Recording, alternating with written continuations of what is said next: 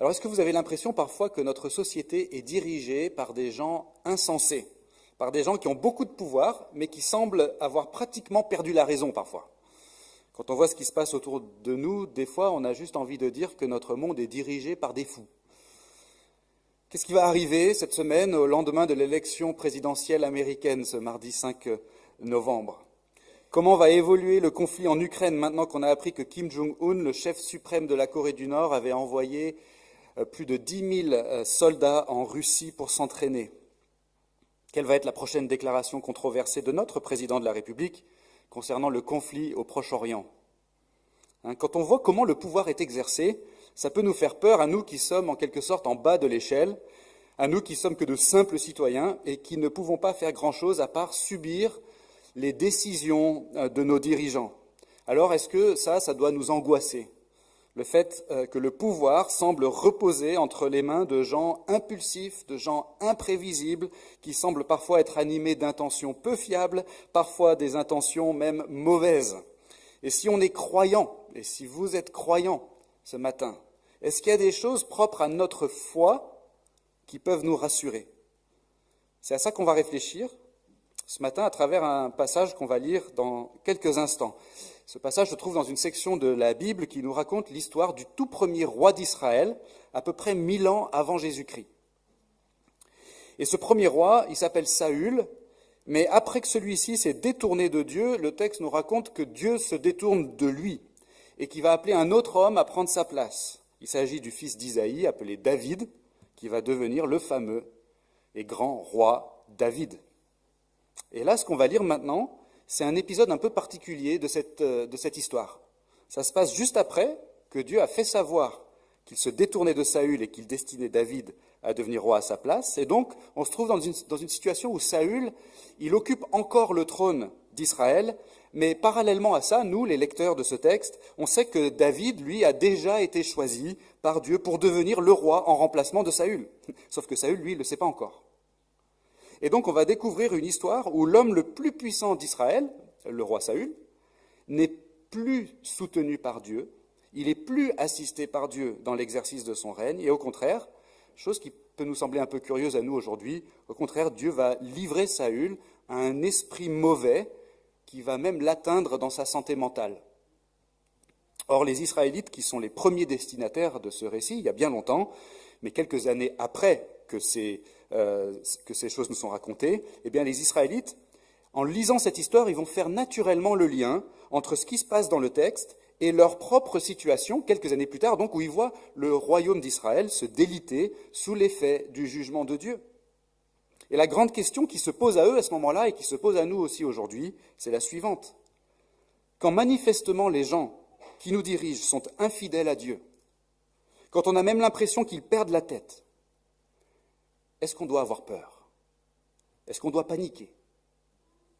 Est-ce que ça veut dire que Dieu est en train de perdre la bataille et que son projet est en passe d'échouer? La réponse, je vous la donne tout de suite, c'est non.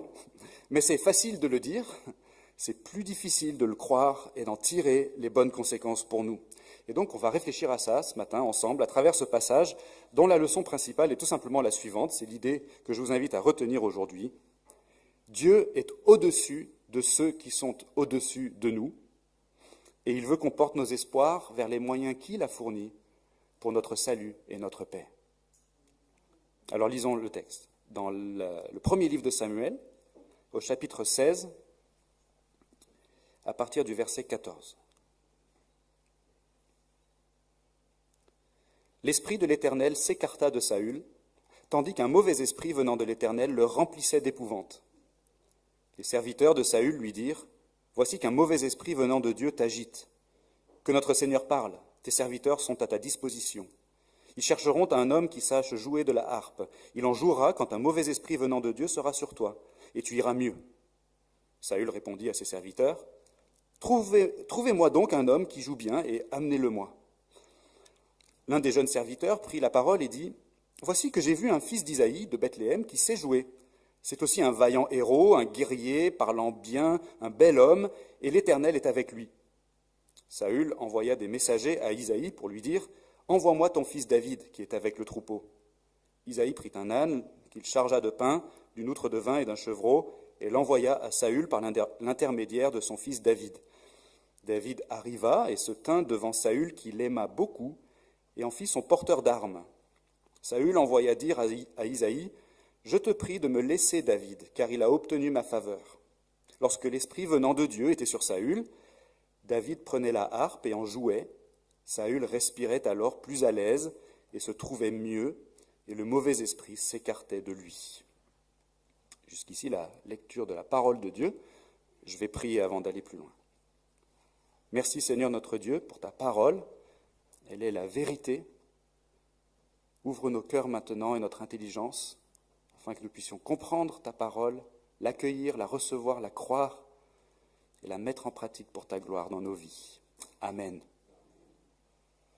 Alors la première chose que ce texte veut nous faire comprendre, c'est que ce n'est pas parce que les plus puissants de notre monde se détournent de Dieu que Dieu perd pour autant le contrôle de notre monde. Et ça, c'est déjà rassurant pour nous. Alors regardez ce qui se passe dans le texte. On va prendre les choses dans l'ordre. Si vous avez votre Bible avec vous, vous pouvez la garder ouverte à ce passage parce qu'on va s'y référer régulièrement.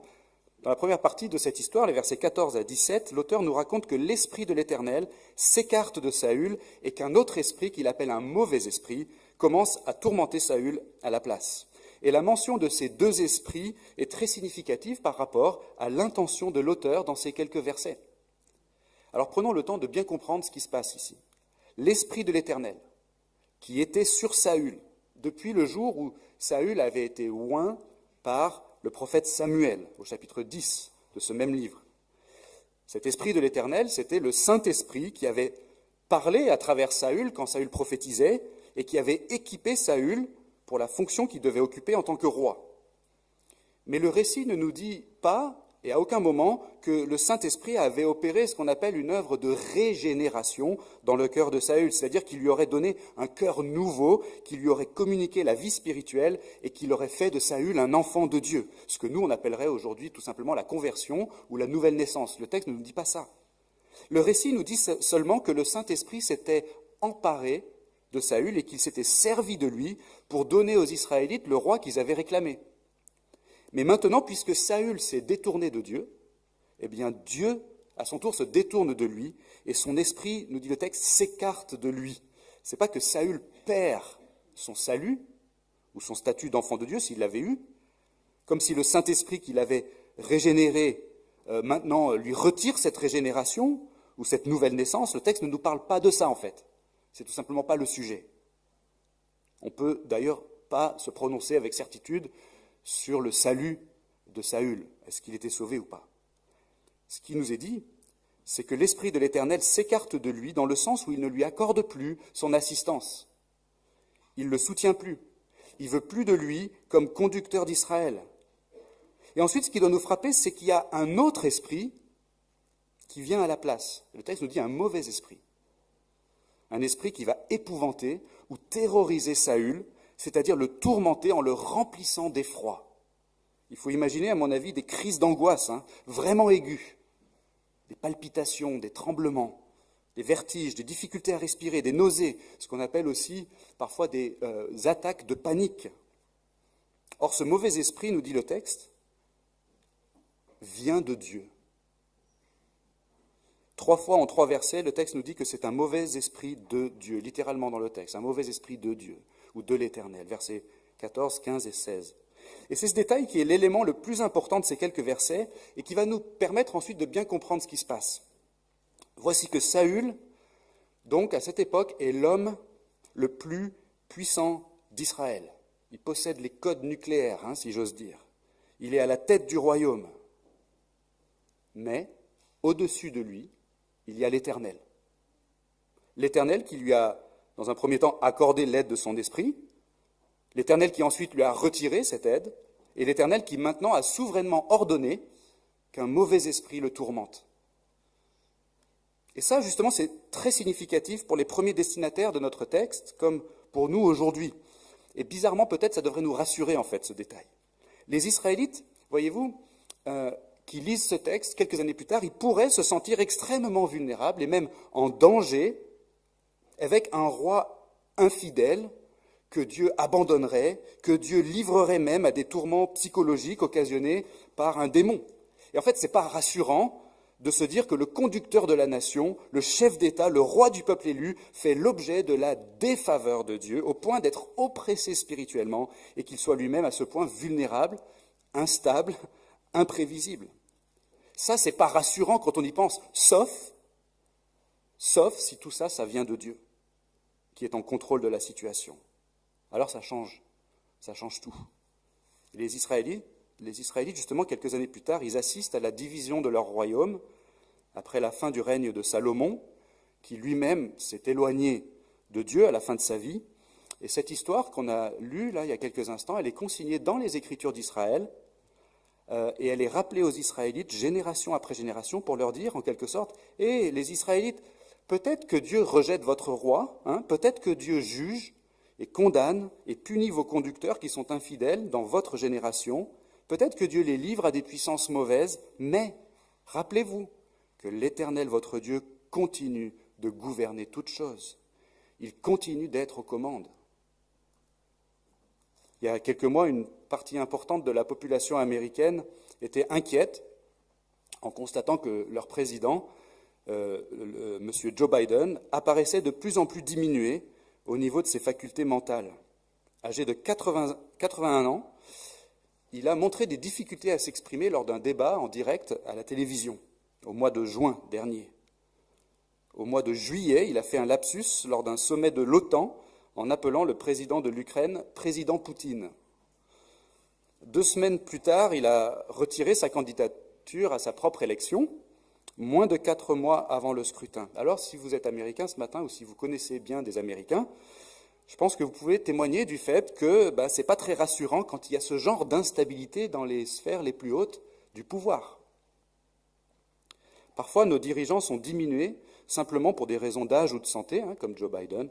Mais parfois, on a l'impression qu'ils sont dans une démarche délibérée de rejet de Dieu et de rejet du bon sens, et qui sont conduits par des intérêts ou par des idéologies vraiment néfastes. Parfois, on a même l'impression qu'ils pourraient être sous l'influence de démons, comme semblait l'être le roi Saül.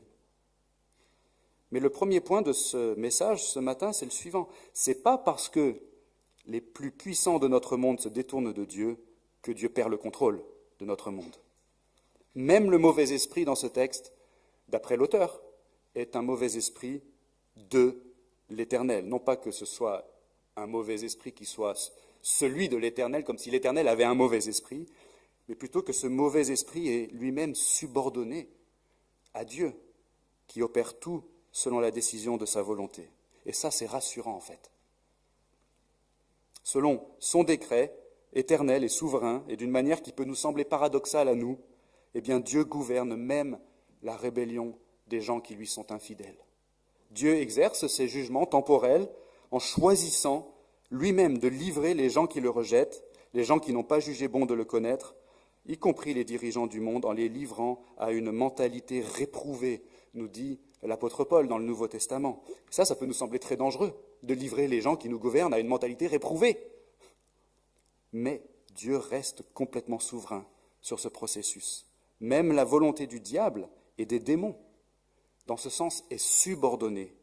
Elle est inférieure à la volonté de l'Éternel. Et c'est ce qui nous amène au deuxième point. La deuxième chose que ce passage veut nous faire comprendre, justement, c'est que le projet de Dieu est déjà écrit du début à la fin et qu'il s'accomplira même à travers l'infidélité des hommes. Et ça aussi, en fait, c'est super rassurant pour nous. Si on regarde de nouveau ce qui est dit dans le texte, à partir du verset 18, on voit que les serviteurs de Saül, ils ont proposé au roi de trouver un bon musicien qui puisse être à son service pour lui jouer de la musique quand le roi il se sentirait mal à cause de ce mauvais esprit qui, selon ce que Dieu a ordonné toujours, ce mauvais esprit qui le tourmente et lui provoque des crises de panique. Et le roi Saül, il trouve que c'est une bonne idée. Et là, le texte nous dit qu'un des jeunes serviteurs de Saül se rappelle avoir rencontré la personne idéale pour le poste. Un bon musicien, un bon guerrier, un bon orateur, un homme beau et pieux. Il s'agit de David, le fils d'Isaïe, de Bethléem. Forcément, nous qui lisons ce texte, on sait très bien qui c'est en fait, ce gars-là. On sait très bien qui c'est parce que nous, on lit cette histoire de manière rétrospective et on sait très bien tout ce qui s'est passé après cette histoire et comment ce jeune homme, fils d'Isaïe, de Bethléem, est devenu en fait le grand roi David, qui a laissé une marque si positive et profonde dans l'histoire d'Israël. Mais on sait aussi qui c'est, cette personne, parce qu'en fait le récit vient juste de nous parler de lui, dans ce même chapitre. C'est celui que l'Éternel a désigné pour remplacer Saül sur le trône d'Israël. Et si vous avez vu ce passage récemment, vous vous rappelez sans doute que Dieu avait conduit Samuel, le prophète Samuel, chez Isaïe, et il lui avait montré David, et il lui avait dit de lui donner l'onction à lui. Sauf que tout ça, ça s'est fait en secret. Et Saül, il n'est pas au courant que ça s'est fait, et les serviteurs de Saül, ils ne sont pas au courant. Et c'est donc, dans notre passage ici, une sacrée coïncidence, si j'ose dire, que David soit précisément celui qui est choisi par Saül pour être son musicothérapeute personnel. Et on sait très bien qu'il n'y a pas de coïncidence. L'auteur nous fait comprendre en fait que toute cette situation est parfaitement conduite par Dieu. Vous avez vu comment les pièces du puzzle s'imbriquent les unes dans les autres. D'une part, Saül a été infidèle à Dieu. Dieu rejette Saül, l'esprit de l'Éternel s'écarte de Saül, un mauvais esprit tourmente Saül à la place, un serviteur conseille à Saül de trouver un musicien pour le soulager de ses angoisses. Il se trouve que David, le petit David, le fils d'Isaïe, a fait du solfège et de la harpe à l'école de musique de Bethléem quand il était plus jeune.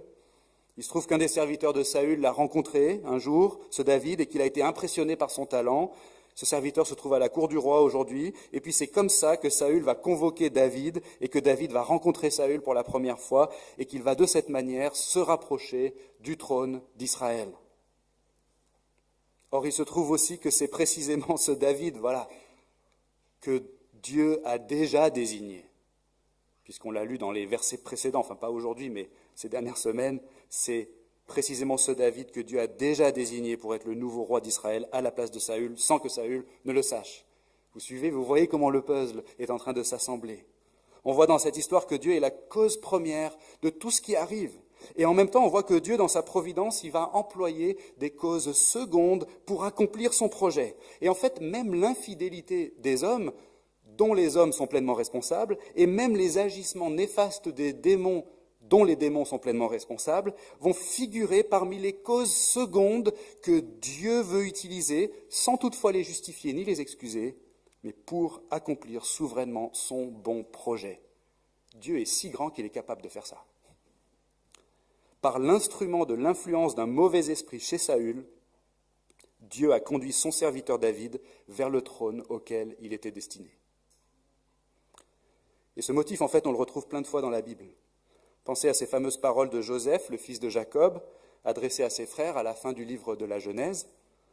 Il dit « Vous aviez formé le projet de me faire du mal », littéralement « Vous aviez médité le mal contre moi », Dieu l'a transformé en bien.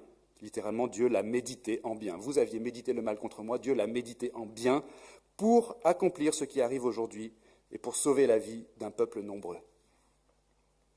Imaginez quelques instants que vous soyez le personnage d'un roman, mais que vous ne sachiez pas que vous êtes le personnage d'un roman. Il va vous arriver des choses dans votre histoire qui vont vous inquiéter, qui vont vous mettre en danger, qui vont peut-être même vous faire souffrir parfois, et autour de vous, il va y avoir des gens qui vont faire des mauvaises choses, des gens pas sympas, des méchants, qui seront parfois très puissants. Et vous-même, dans votre histoire, peut-être que vous allez choisir de faire des choses méchantes et néfastes. Et dans ce monde-là, qui est le vôtre, vous allez peut-être vous sentir très inquiet, très vulnérable. Peut-être que vous allez avoir peur de l'avenir. Et voilà qui vous êtes et comment vous êtes dans ce roman dont vous ignorez l'existence. Mais supposez qu'un jour, quelqu'un se présente à vous et vous dise « Bonjour, je viens d'une autre dimension. Et je suis là pour vous dire que votre histoire a un auteur qui est transcendant, qui n'est pas comme vous, qui n'est pas un personnage créé comme vous, mais qui a tout écrit, du début à la fin, et qui a même inscrit dans l'univers qu'il a créé, la volonté et la responsabilité de ces personnages. Cet auteur est si puissant qu'il a inscrit dans l'univers qu'il a créé la volonté et la responsabilité de ces personnages. Mais surtout, cet auteur a voulu tout faire concourir au but de son histoire. Un but qui est bon, qui est sage et qui est juste. De la même façon, Dieu, en fait, est l'auteur souverain et transcendant de l'histoire du monde qu'il a créé. Il n'est en aucun cas l'auteur du mal, sur le plan moral, c'est-à-dire que le mal offense terriblement son caractère, et il n'a pas créé le mal, et il n'approuve jamais le mal, mais le mal fait partie de l'histoire. Et Dieu peut se servir du mal, dont les humains ou les démons portent la responsabilité et la culpabilité. Dieu peut s'en servir néanmoins pour accomplir son projet. Alors c'est un peu théologique et philosophique ce que je raconte là, mais il y a quelque chose qui doit vraiment nous rassurer quand même. Notre passage nous montre la façon dont les crises d'angoisse du roi Saül, l'homme le plus puissant d'Israël, auraient pu être perçues comme une catastrophe pour l'histoire d'Israël, mais en réalité, d'après l'auteur de notre texte, elles ont été l'instrument de l'avènement du grand roi David. Le projet de Dieu est déjà écrit du début à la fin, et il s'accomplira même à travers les infidélités des hommes. Donc ça, c'était le deuxième point. Et la troisième et dernière chose que ce passage veut nous faire comprendre, toujours pour nous rassurer, en fait, face à l'instabilité du monde et à l'infidélité des gens qui nous dirigent, en tout cas parfois, eh bien, ce troisième point, c'est que Dieu est celui qui juge, mais il est aussi celui qui délivre du jugement. Et ça aussi, ça devrait nous inciter à vraiment lui faire confiance. Et là, c'est vraiment intéressant ce qui va se passer dans notre passage à partir du verset 21. Le texte dit que Saül est très très content de rencontrer David, ce jeune homme qui joue super bien de la harpe. Il veut le garder auprès de lui et il en fait même son porteur d'armes. Et le texte nous dit bien que lorsque Saül était tourmenté par le mauvais esprit qui lui provoquait donc ces fameuses crises de panique, eh bien David se mettait à jouer de la harpe et ça lui faisait du bien à Saül. Alors comprenez bien ce qui se passe ici dans le texte. Le mauvais esprit qui tourmente Saül, on l'a compris, c'est un mauvais esprit envoyé par Dieu. En tout cas, c'est ce que Dieu a ordonné souverainement, selon sa volonté. Ce mauvais esprit est là parce que l'esprit de l'Éternel s'est écarté de Saül, et il s'est écarté de Saül parce que Saül était infidèle à Dieu. Donc les tourments spirituels et psychologiques de Saül, c'est vraiment, en l'occurrence, un jugement de la part de Dieu. Ce n'est pas un accident. C'est un châtiment temporel voulu par Dieu et intentionnellement administré à Saül en conséquence de son infidélité. Mais ce qui est curieux, c'est que Dieu fournit aussi le thérapeute. C'est Dieu, comme on l'a vu, qui a tout conduit par sa providence pour que David se retrouve à la cour du roi en position de soulager Saül en lui jouant de la musique. Maintenant, mettez-vous encore une fois à la place des Israélites qui lisent ce récit dans leurs écritures et qui se remémorent cette histoire, peut-être un siècle plus tard à peu près, quand ils voient certains de leurs rois se détourner de Dieu et le royaume se diviser et se corrompre et s'affaiblir. Quand ils voient, les Israélites, quelles sont les conséquences, en fait, de l'infidélité à l'alliance, c'est-à-dire quand ils voient s'accomplir exactement ce que Dieu avait annoncé par Moïse plusieurs générations auparavant. Si on se détourne de l'Éternel, Dieu, l'Éternel, va exercer ses jugements. Et les Israélites se remémorent l'histoire de Saül et ils se disent « Oui, Dieu est souverain et il est juste et il tient sa parole et il châtie ceux qui se détournent de lui. Et quand c'est le roi d'Israël, le conducteur de la nation qui se détourne de Dieu, c'est pas bon pour nous les Israélites, c'est pas bon pour nous. Mais il y a un David dans l'histoire de Saül. Comme ce serait bien si on avait encore aujourd'hui quelqu'un comme lui. Quelqu'un comme David qui aurait ce genre de pouvoir d'éloigner les mauvais esprits et de se tenir entre nous et les conséquences de l'infidélité de nos conducteurs, et de nous protéger en quelque sorte des malédictions de l'alliance. Vous comprenez ce que ce récit attise comme aspiration chez les premiers destinataires du texte. Il les fait désirer un médiateur puissant comme David, comme ce David qui a existé dans leur histoire et qui pourrait, pour eux aussi, s'il y en avait un de nouveau, qui pourrait intervenir pour leur épargner le jugement de Dieu et pour prendre la place du mauvais roi sur le trône d'Israël et commencer à réparer ce qui a été brisé. Et ce passage nous fait désirer aussi ce genre de personnes avec ce genre de compétences, n'est-ce pas? J'ai mentionné tout à l'heure la musicothérapie.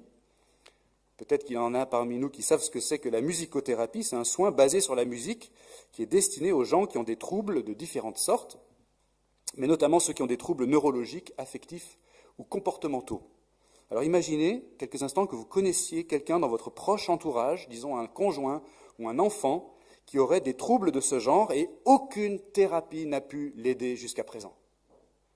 Et imaginez qu'un jour vous rencontriez quelqu'un qui vous raconte que son propre enfant avait exactement les mêmes troubles, mais qu'il a fait d'énormes progrès. Comment? Grâce à un musicothérapeute. Alors ça vous intéresse? Vous auriez naturellement envie de prendre rendez-vous peut-être avec ce même musicothérapeute. Vous auriez envie de connaître un musicothérapeute qui serait au moins aussi compétent que celui-là, qui a aidé l'enfant de votre ami. Eh bien, dans notre passage, le jeune David est présenté comme un genre de musicothérapeute. Enfin, il est même littéralement, pourrait-on dire, un musicothérapeute dans le contexte. Il est ultra compétent et il réussit à éloigner le mauvais esprit et à protéger temporairement le peuple des malédictions de l'Alliance. Et au fil de l'histoire d'Israël, en fait, les gens vont se rappeler la vie et le règne de David avec nostalgie. Quand est-ce qu'on aura de nouveau quelqu'un comme lui? Voilà la question qu'ils vont se poser. Quand est-ce qu'on aura de nouveau quelqu'un comme David? Et de la même façon que dans notre passage, c'est l'Éternel qui choisit, qui appelle et qui consacre David comme médiateur dans cette situation, eh bien de même, si quelqu'un comme David doit exister de nouveau, c'est l'Éternel qui doit le susciter, qui doit l'appeler, qui doit le consacrer. Dieu est celui qui juge, mais il est aussi celui qui délivre du jugement. Et ça, c'est une leçon essentielle que les Israélites sont en train d'apprendre. 1000 ans plus tard, quelqu'un comme ça a fait son apparition. Il est né à Bethléem, dans la ville de David, de la lignée de David. Il est né sous le règne d'un roi complètement fou, le roi Hérode le Grand, qui a fait assassiner sa femme et ses enfants, et qui a fait éliminer tous les jeunes garçons de Judée quand il a appris que le Christ était né. Voilà bien quelqu'un qui devait être sous l'influence d'un démon. Jésus est arrivé alors que les Israélites devaient se sentir très vulnérables, très inquiets, en subissant depuis des générations en fait les conséquences de l'infidélité d'Israël à l'alliance avec l'Éternel. Et Jésus est justement venu pour assumer ce rôle de médiateur qui est préfiguré dans notre passage par le jeune David. La Bible dit que Jésus est venu de la part de Dieu pour opérer une œuvre de médiation encore plus grande et plus efficace que ce que David a fait avec sa harpe dans notre passage. Jésus s'est interposé entre les malédictions de l'Alliance et le peuple.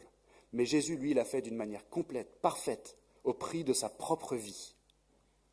La Bible dit que Jésus est devenu malédiction pour nous, d'après l'apôtre Paul. C'est-à-dire pour tous ceux qui lui font confiance, il est devenu malédiction pour eux. Il est devenu malédiction pour nous sur la croix, où il a pris sur lui les conséquences de notre infidélité, afin de nous en délivrer et de nous réconcilier avec Dieu. Comme Saül, on était passible du jugement de Dieu en raison de nos fautes, en raison de l'endurcissement de notre cœur, mais Dieu nous présente comme sauveur, rédempteur, médiateur, protecteur et thérapeute son propre Fils, Jésus-Christ, mort et ressuscité pour nous. Dieu est celui qui juge, mais il est aussi celui qui délivre du jugement. Comme Jésus lui-même l'a dit, Dieu n'a pas envoyé son Fils dans le monde pour juger le monde, mais pour que le monde soit sauvé par lui. Alors pour conclure, on a dit tout à l'heure qu'on vivait dans un monde instable, qui nous paraît du moins instable, surtout quand on voit que les plus puissants de ce monde ne cherchent pas Dieu et semblent même s'égarer sur des chemins inverses, au point où on a l'impression qu'ils perdent la tête parfois ou qu'ils sont même peut-être sous l'influence de démons. Mais ce passage nous rappelle que c'est quand même toujours Dieu qui donne le là, comme on dit. L'Éternel est celui qui maîtrise. Le cœur du roi est un courant d'eau dans la main de l'Éternel, il l'incline partout où il veut. L'Éternel maîtrise et l'Éternel conduit. Même l'adversité est subordonnée à la volonté souveraine de Dieu et concourt en fait à accomplir son projet. L'Éternel maîtrise, l'Éternel conduit et l'Éternel sauve. Dieu châtie selon sa justice, mais il fournit le sauveur selon sa grâce. Il fournit le thérapeute selon sa grâce. Bref, Dieu est au-dessus de ceux qui sont au-dessus de nous et il veut qu'on porte nos espoirs vers les moyens qu'il a fournis pour notre salut et notre paix. Tournons-nous vers Jésus-Christ, si ce n'est déjà fait. Plaçons tous nos espoirs en lui. Il est le moyen suprême que Dieu a fourni pour notre salut et notre paix. Gardons donc les yeux fixés sur Jésus. Soyons enracinés et fondés en lui, comme dit l'apôtre Paul. Et vous savez quels sont les meilleurs moyens de faire ça? S'attacher à une église, une communauté de chrétiens. Participer assidûment aux réunions de cette église. Prier, écouter les enseignements des pasteurs. et étudier sa Bible en privé. Mais il y a encore un autre moyen. Chanter. Chanter les louanges de Dieu. Je veux simplement terminer avec ça. De la même façon que dans notre passage, la musique jouée par David apaise Saül en éloignant le mauvais esprit, et par conséquent va amener un peu de stabilité et de paix et de répit dans le royaume. De la même façon, Dieu a voulu que la louange dans notre vie serve notamment à faire habiter en nous la parole du Christ avec sa richesse, pour citer l'apôtre Paul, et à entretenir la vie de l'esprit en nous, comme le dit encore l'apôtre Paul dans un autre passage. Moi qui ai fait des études de musicologie avant de faire de la théologie, je ne peux que me réjouir de cette réalité qui est soulignée dans les Écritures, c'est que la musique qu'on consacre à Dieu a réellement un pouvoir d'édification dans notre vie, par le moyen de la louange, et non seulement par le moyen de la prière et de la prédication et des sacrements, mais aussi par le moyen de la louange. Dieu nous console, nous apaise, nous encourage, nous instruit, nous réjouit, nous reprend parfois, et en fin de compte, il nous aide à avancer justement sans crainte dans ce monde qui nous paraît instable, mais nous, en gardant les yeux fixés sur Jésus, qui a dit « Vous aurez des tribulations dans le monde, mais prenez courage, moi, j'ai vaincu le monde. » Amen. Prenons quelques instants dans le silence et le recueillement, et ensuite je vais prier. Merci notre Dieu, notre Père, pour ce texte qui nous a rappelé que tu gouvernes toutes choses. Il n'y a personne qui soit ton égal, personne qui soit au-dessus de toi. Tu es au-dessus de tout. Et selon ton bon projet souverain, tu as envoyé ton Fils unique, mourir et ressusciter pour que nous ayons le salut par la foi en lui. Et je prie, Seigneur, maintenant que cette réalité prenne vraiment racine en nous, pour nous transformer, pour nous communiquer de la joie, pour nous communiquer ta paix en toutes circonstances. Amen.